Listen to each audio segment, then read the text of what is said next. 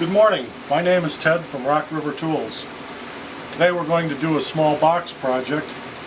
I've already cut my material to thickness, to width, and to length.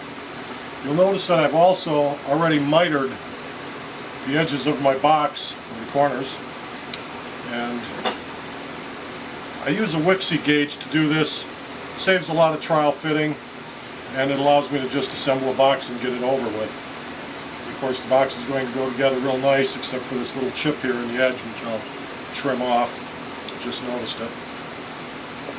So that's how the box will go together. And of course, we're going to V-carve on one of the surfaces here, possibly all four when we're done. And what's unique about being able to use the vise is that when I put it in the machine, I'll be able to clamp it up on the top and bottom edges. And if I need to actually machine past the miters without ruining them, I can also machine past this edge if I'm doing a decorative part on there. When you're doing a box, it's best to use a sled. As you'll see in the video, I have some stills of it with a fence. Then you won't be fighting your miters so much anymore. And I already mentioned the Wixie gauge. It sets the miter corners perfectly every time. No need for trial cuts. Just go ahead and make the box you want to make. So we'll move on from here over to the machine. As you can see, we've gone ahead and set up the part in the vise. I used the end stop to bump it up against. I've zeroed the top surface. We have it firmly clamped in place. Everything's ready to go ahead and cut this part. This is going to be a simple V-carving job, so we'll go ahead and get started.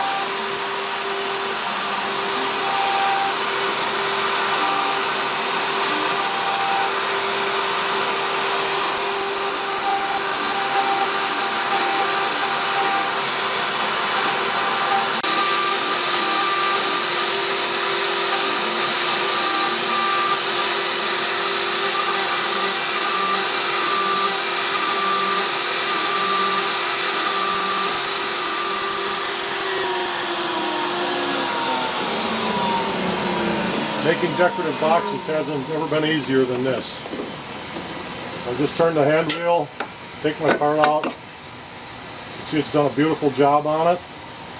I'm ready for the back of the box now. You notice the material is about a ½ inch thick. All I do is I put it in here and I bring the end stop in. And on the end stop is a memory device so I can remember where it was. That's not a pencil line, that's a block clamped in place. But I bump the part up against it and clamp it down. And I usually remember to move this out of the way. And we'll start up doing the back now of the box.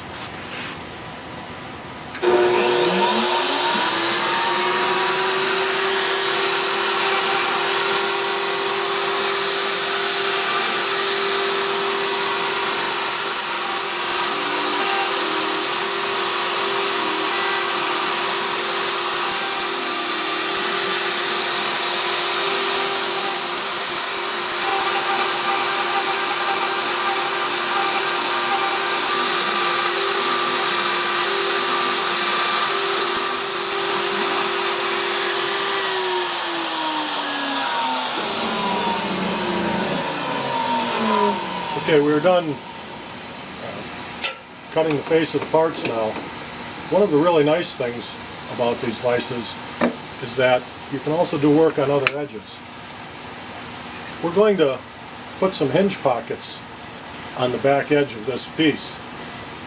Most box makers, people have done this for a while, that's the one part that they truly do not like about building boxes. It's fussy, it's a pain, and most people just don't like it because you can spend a lot of time building a box and have this part of it goof up and you've got a box that looks terrible. So what you do to change over, we were using a pair of step jaws in here.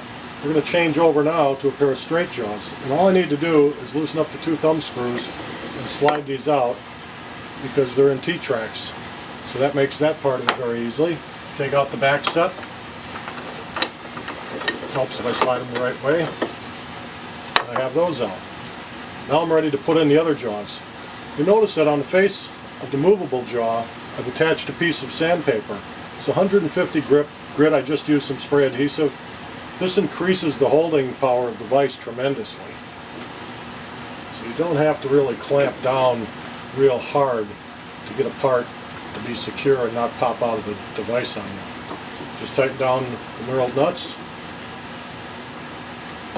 There's no need for these, by the way, to be cranked down with a big wrench or anything like that, because when you think about it, what's happening here is the main jaws are actually clamping the sacrificial jaws when the vise is tightened down. So now that I've changed those over, what I can do is take the part, set it up in here. Now, you'll notice here that I'm having a slight problem because it's a little wonky in that it's not resting all the way across. There's an easy solution for that. You just put in a small parallel to go across there. But I think I can get this one, so I'll go ahead and tighten it up.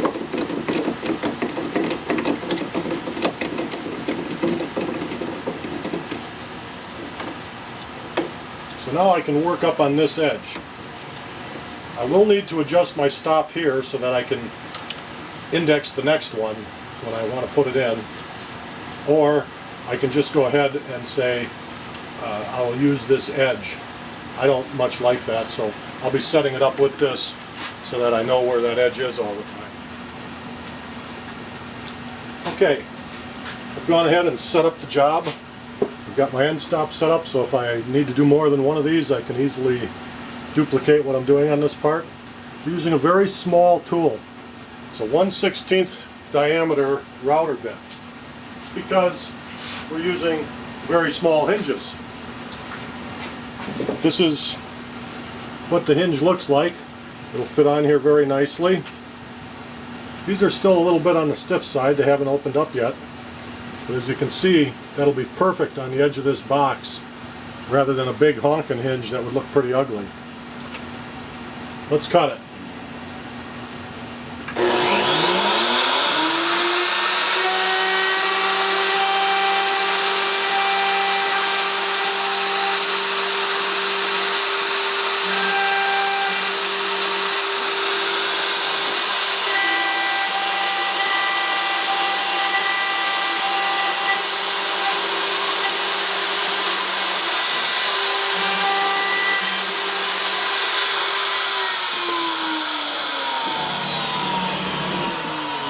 Take the part out.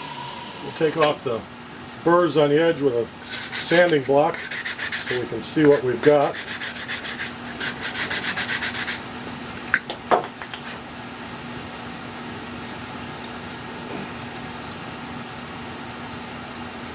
Probably should have used a little different technique and come in from the outside, but I was in a hurry to do this. But there's the pockets, and the hinge fits perfectly into them, which is really nice. So there you go. That's how easy it is to do hinge pockets. Thank you.